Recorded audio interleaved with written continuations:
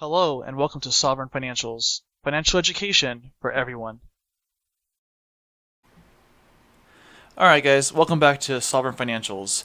I know it's been a while since we've made a video, but with the whole coronavirus thing going on right now in the economy, we kind of just wanted to publish this video and just kind of, number one, to explain a little bit about the virus so we understand what's going on and how it's going to affect the economy, and then maybe some ideas on maybe how to protect your wealth during this time.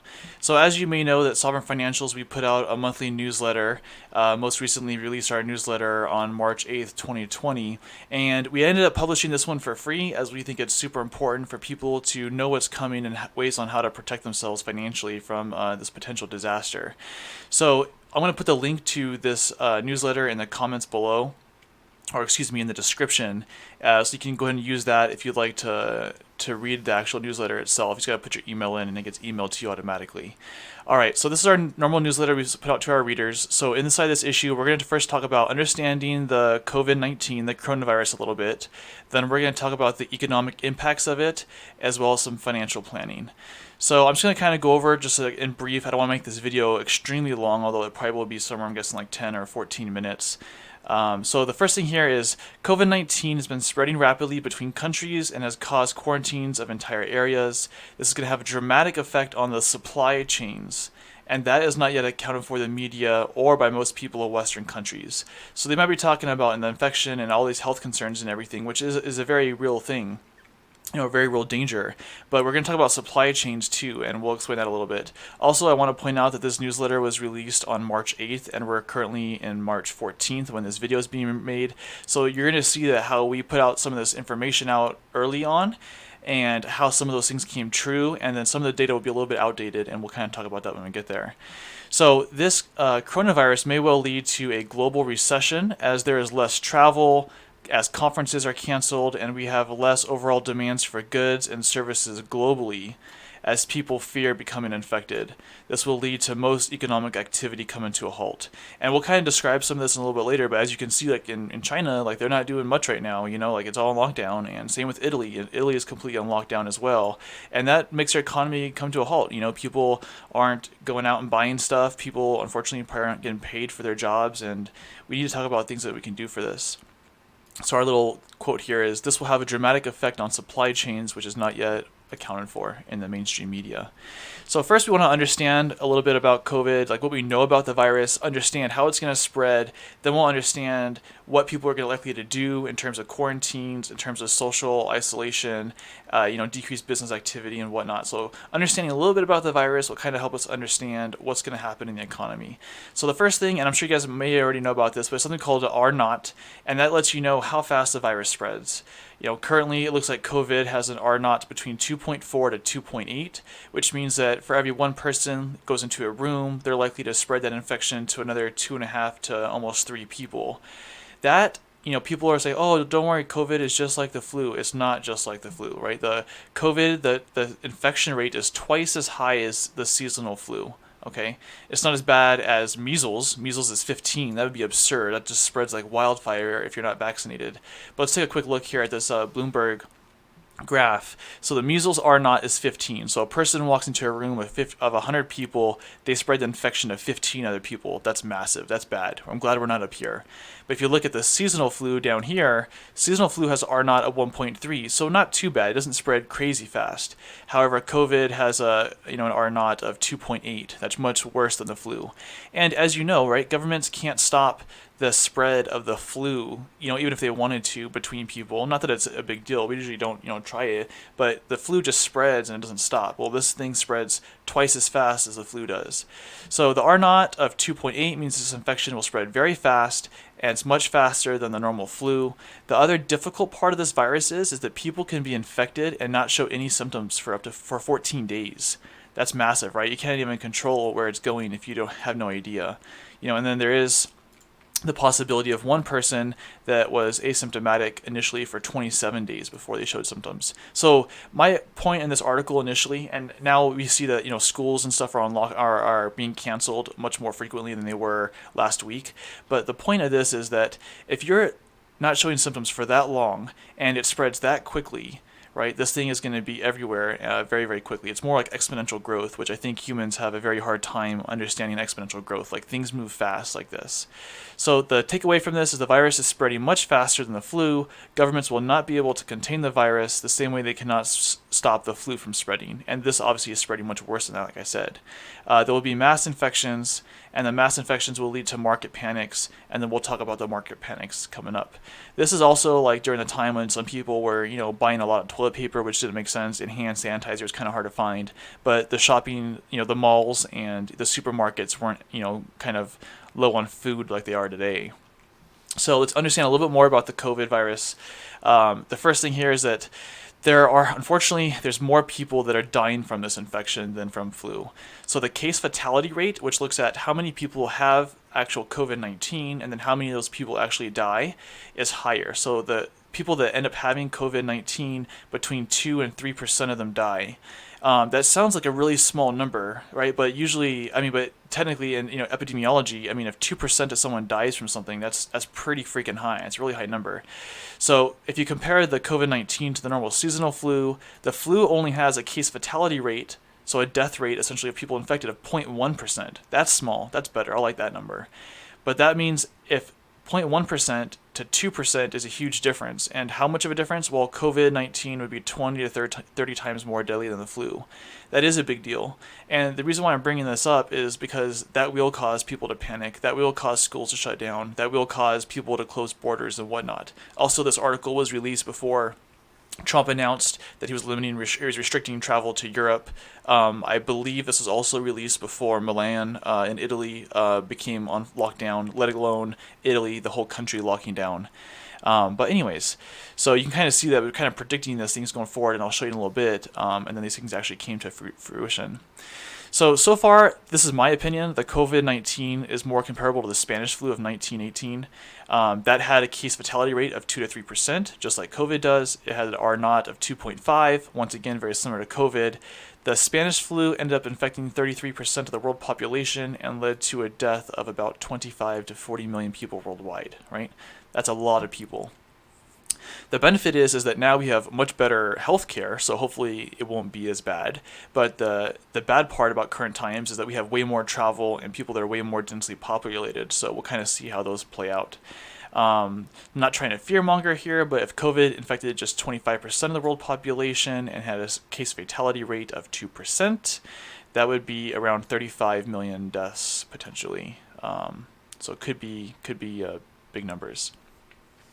Now, if you look at the fatality rates, so seasonal flu, right? Look at, even if you're like old, if you're 65 years old, the case fatality rate's only less than 1%, and then it's just really small all across the board.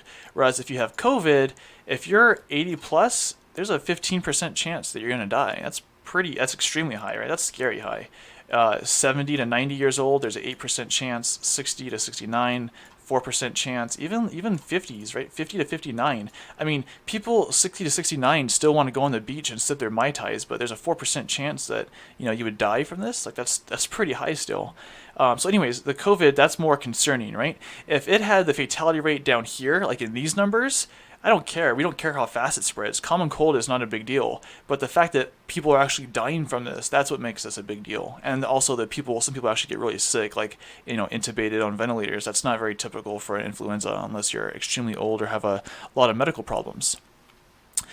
Okay, so there's that. So the key takeaway is this virus is way more deadly than the seasonal flu. It's still low numbers, but in terms of entire populations, 3% is very, very huge. Most people will end up doing fine and have no bad outcome, but if you're older and have if you have other medical problems, which is comorbidities, I might say that later, their chance of death is actually a real possibility, and that's going to cause some panic. All right, guys, so we're about 9 minutes in. Sorry that took so long. I hope we have a good general overview now. Now let's talk about the economic impacts. So the best thing is this thing happened in China, and we actually have some pretty decent data over there, and we can kind of see how this affected the Chinese economy, right? So something called the China's NBS manufacturing PMI, and that is a measure of economic expansion versus contraction. Basically, it looks at companies that are producing goods, and it looks at how much their managers are thinking like, hey, we don't need to actually make orders, like we don't need to buy products to create our stuff, versus, oh, we're going to keep buying everything and still producing our products like normal. So it's a little bit of a sentiment thing, but it does show you these are the people that are in charge of actually manufacturing. So the China's MBS manufacturing dropped to a historical low at 35. It's been 50s for multiple years. So it shows the Chinese economy is not going to be producing goods, and their economy just fell off a cliff. Let's just look at the graph. It makes it way easier, right? So here's 50 right here, and if you can see, Chinese economy has been kind of hovering around 50 for years, right? Always before, somewhere around 2010. And then if you look, when they got hit by the COVID-19, bam, their economy literally, that's a straight line down, guys. That's just straight down. And this has not been updated for, I believe, since February 28th. So this number is probably even worse now than it is. I mean, it's just the economy just literally just fell off a cliff. Like, not even like a slide down. It just went straight down. Now it's important, and so what that means is that China is not manufacturing almost anything right now, right? And that means there's a less supply of stuff, of goods from China. And I think that's part of the reason why there's this big toilet paper thing. Everyone's like, oh, China makes all these toilet paper, and it's true. And there are some other countries that make a fair amount of toilet paper, like Australia has some big manufacturing plants and everything. But if they're not manufacturing goods, then we're going to get less things coming to the U.S. It's important to remember that China manufactures many consumer and industrial products, such as cell phones, TVs, clothing, auto parts, electronic parts, pharmaceutical drugs, that might be a big one for hospitals coming up, and steel. So if they are slowing down production of these goods, it creates a supply chain shortage, which means we're not getting those, made in China goods anymore. Like, those are going to be on shortage. And then all the products that we actually make in the US or other places of the world, China still makes a lot of components of those other goods. And if they're not making them, then other companies can't make the full product. And that leads to a supply chain shortage. And that is going to be a major problem in the economy. Whether or not, even if you believe this whole virus thing is a full hoax, the fact that entire economies are shutting down over it is going to create the supply chain shortage, and we're seeing massive economic changes from that. So, just like I wrote here, a supply chain shortage is when parts that are needed to create products are not available, and thus other companies cannot create completed products to sell in the marketplace. It's a little more than just that, and it could happen for other reasons too. There could be like a disruption in travel or transportation, which we're also seeing now with, Trump limiting travel between here and Europe. Like, we're not going to be able to get shipments as easily. Lots of other things. This is a very simplified definition, but basically, you can't get goods and products to where you need them to go. And we believe this is the biggest economic impacts that the COVID-19 was going to have on the global economy. So having less completed products to sell will lead to shortages and a complete slowdown of business.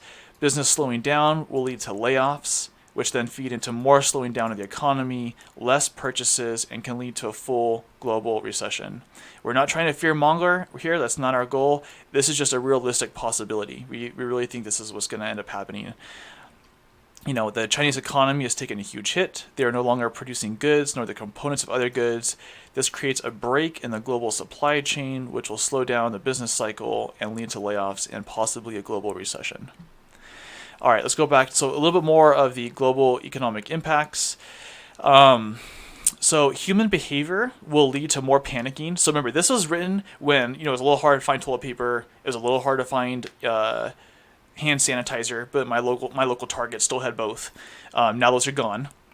But this predicted human behavior will lead to more panicking as the virus spreads. This will lead people to go outdoors less travel, less cruises, right? Cruises, I believe, have been shut down by order of Trump for the next 30 days. Less concerts and other mass gatherings, right? And this is the phase that we predicted on the 8th, a week ago, and this is what we're seeing now. This will lead to less economic activity and will contribute to a slowdown or downturn in the business cycle, which means that businesses, if they're not making money, they can't afford to pay their employees. So then employees get laid off, and those employees now no longer have any money. So those people that used to be employees, since they have no money, now they're not going shopping. That leads to more businesses having less growth, less business, and then they end up having to lay off employees, and this thing just feeds into itself. It's just a negative feedback loop that's not good. And then when this article was written, we've already seen large conferences canceled, such as This one is a big, well, it's a really big conference for marketing and entrepreneurs. Adobe Summit, Facebook F8, Game Developers Conference, Google I/O. I mean, I'm not even going to read all these. NVIDIA Conference. All these were canceled and postponed. And this is a week ago. There's been a lot more than that. There's multiple companies like Dell and Microsoft are asking their employees to work from home.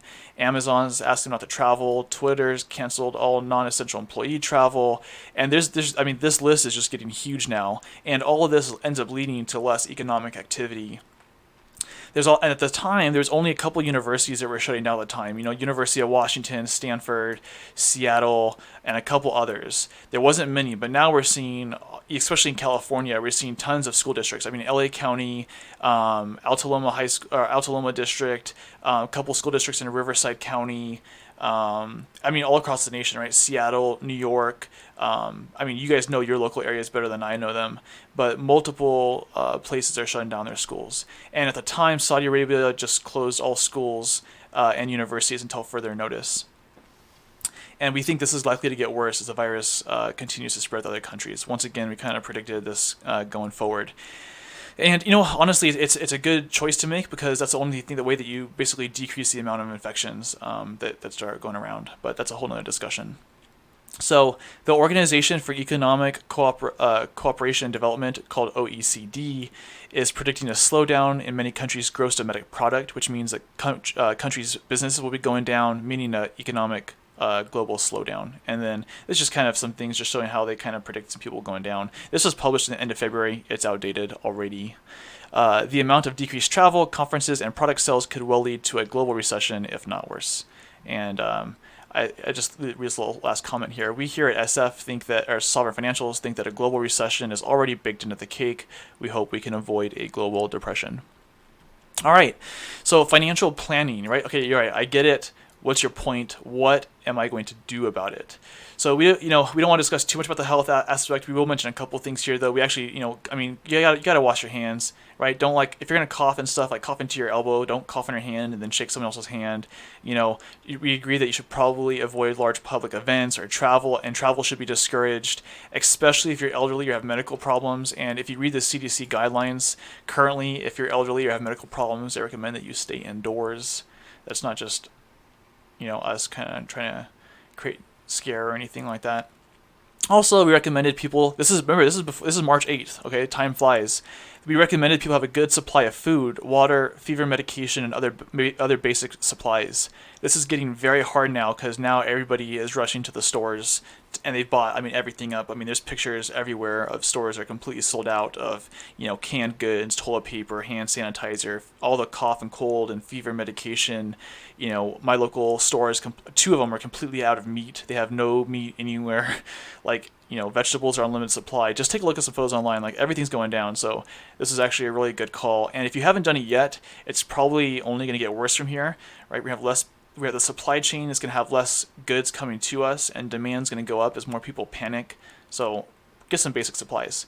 All right, but anyways, for the financial stuff. So we've been talking about this for the past year, that we recommend everyone have a 3 to 6 month supply of cash on hand. I don't necessarily mean it has to be cash directly. It could be in a bank or savings account, and then maybe you want some physical cash as well.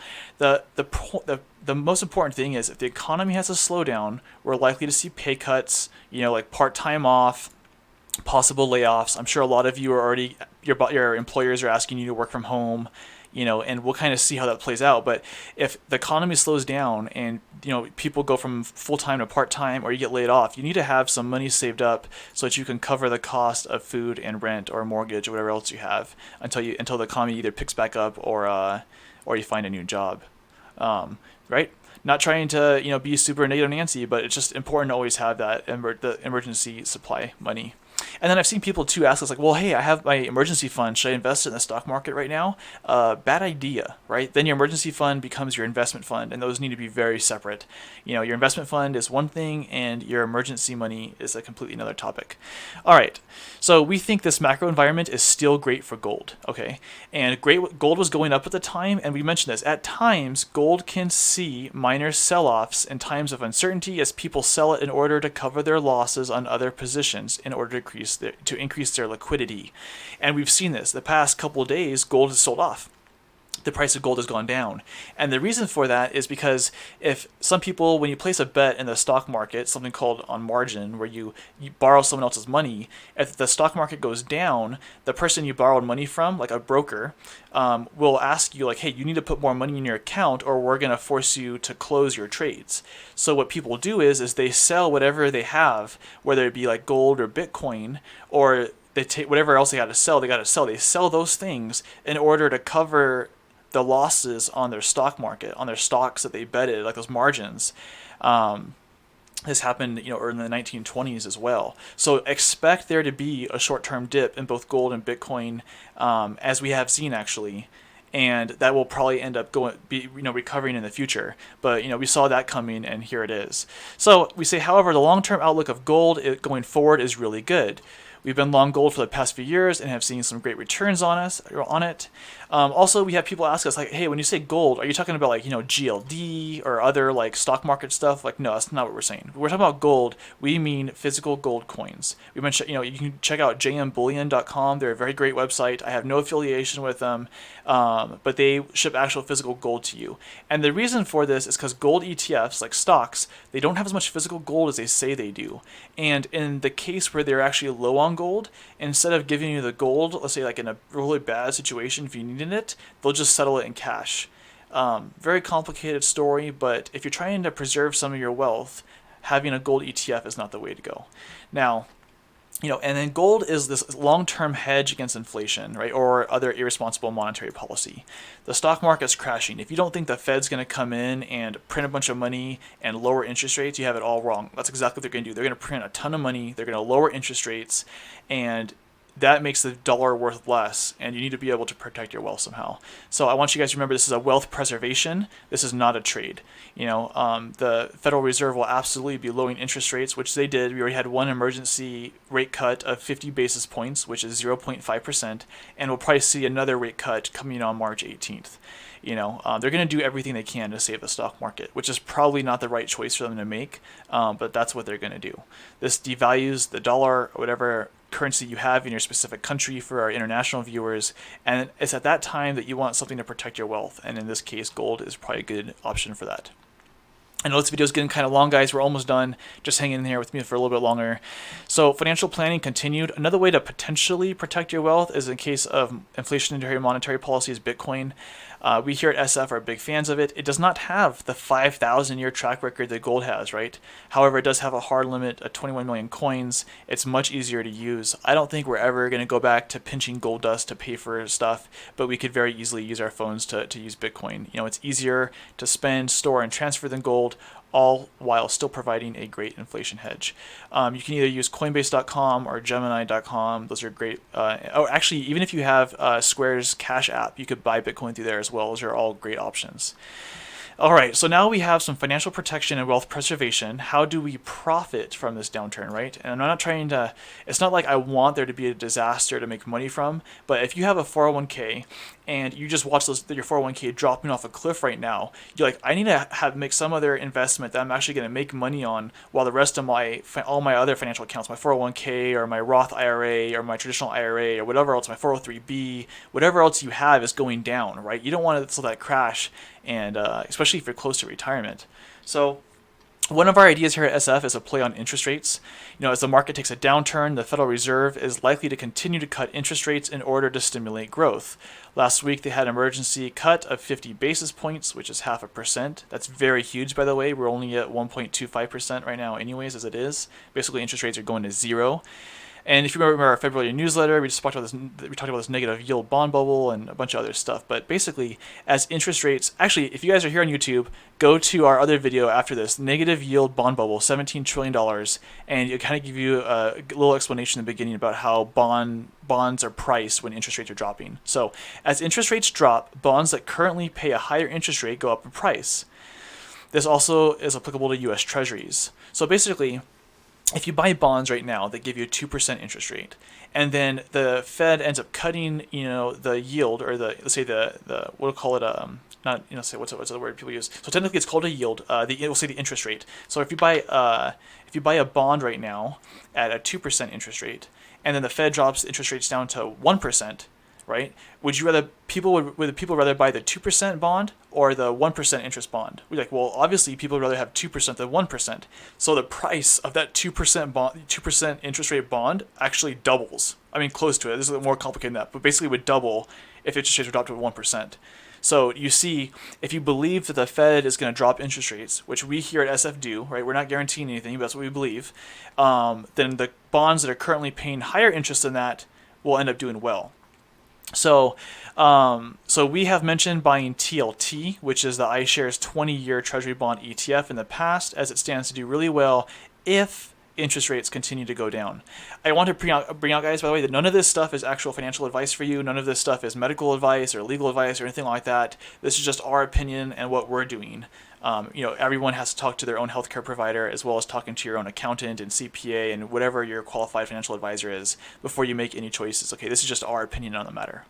So we think TLT will go up as the Fed cuts interest rates and as investors decide to sell their stocks and purchase bonds, U.S. Treasuries, as they believe that bonds are safer when market crashes occur, right? You're taught usually in school or by your family members like, oh, bonds are safer, but they don't pay as well, but stocks are more risky, but they pay better. That's not 100% true.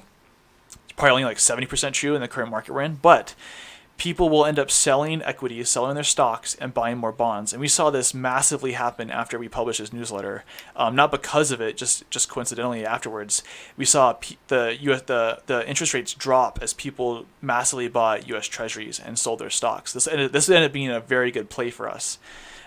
This past 2 weeks, we actually do call options on TLT to give us a little bit of leverage, and we've had over 300% gains on that, just some massive gains. So TLT has already gone up about 34% in the past year. This was for just the past year going backwards, not in these past 2 weeks that we've had here, even as the rest of the market is currently crashing. So if you want to trade gold or silver to make money, but not for wealth preservation, then you can look at stuff like GLD or SLV for gold and silver. And if you want a leveraged gold play, like if gold does really well, then you may have gold miners do even better than gold itself. And that would be the case of like Nova Gold, Newmont Corp, and B2 Gold Corp. We rather here just own the gold coins outright, but if you're looking for a little bit of a leverage play, these might do well. The problem is, so Newmont Corp is doing well in terms of their financials. Some of these other miners are not profitable, so just understand that's a risky play. And then, I think it was March 9th, we ended up sending a newsletter out to a little more sophisticated trades for our subscribers. But those are kind of the things that we're looking at, guys. We are actually going to put a couple more things out, a couple more videos out as COVID happens, and some more ideas on how to protect yourself and the economic impacts that this whole thing will play out. If you guys enjoyed this video, we would highly appreciate it if you can share it with other people on your Facebook, on your Twitter, your social groups, like it, subscribe, hit that little bell button. We really, really appreciate it. We're trying to get people get out there. Like we're covering stuff that other people aren't covering. We're talking about the economic impacts, way to protect yourself, and whatnot. There is one other thing I wanted to pull up here real quick is on JM Bullion's website. Let me pull this up. So this is very interesting. This is the 1 ounce American gold eagle coin. And if you come down here, if you kind of scroll, it'll tell you how many people have bought this. Hold on. Let's see if we can get this little thing to pop up here. Let's see. Let's refresh this page. I want to show you that even though the price of gold got tanked this last week, people are buying like crazy. There we go. Look at this right here. Selling fast. 419 people bought this recently. And I don't know what recently means on this website, but if only 419 people bought this, okay, and they only bought one of these coins each, which they didn't. People buy more than one each, but they bought just one each. That is $665,600. They bought over $500,000 of this product. And I'm going to guess, since it's like recently, it's within the past like 24 or 72 hours, but just this one website alone, just the random 1 year gold coin, at least over 500,000 purchases made. That's huge. And then look up here. Due to our extreme order volumes, please expect shipping delays of 5 to 10 business days. And I can tell you, these guys usually ship in 2 days flat. I mean, these guys are really, really fast. On their website here, they have a little more information. I don't know if I have my drawing tool, but you can see here that their orders have increased by 3 to 4 times order volume. So I'm just saying, like, even though the gold price, the paper price has gone down, we still think that having gold bullion is going to be a good play because we believe the Fed is going to print a ton of money. And they already, actually, even after we released this article, a couple days later, they announced that they were going to inject $1.5 trillion in terms of like Fed repo and some other stimulus packages. $1.5 trillion. That's absurd. That's absurd. Anything anybody that knows about hyperinflation, you got to be a little bit concerned of what the Fed's going to do next. Anyway, guys, once again, we really appreciate it if you could share it with other people. This is not financial or health advice. Talk to a qualified advisor or whatever. It's just some people here on YouTube. But if you have any questions or comments, please leave them below. We'd be happy to answer them. Hope you enjoy the content. And we'll see you guys probably later this week. All right, thanks. Peace.